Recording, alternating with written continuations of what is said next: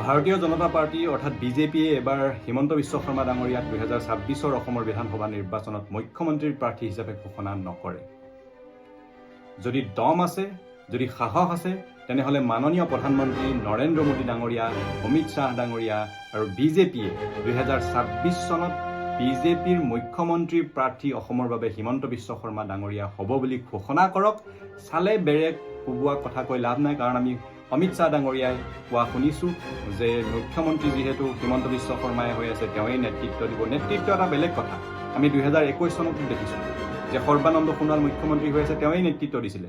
কিন্তু জিকাৰ পাছত পিছ দুৱাৰেদি ফুটবল খেলি খেলি আমাৰ হিমন্ত বিশ্ব শৰ্মা ডাঙৰীয়া মুখ্যমন্ত্ৰী হ'ল।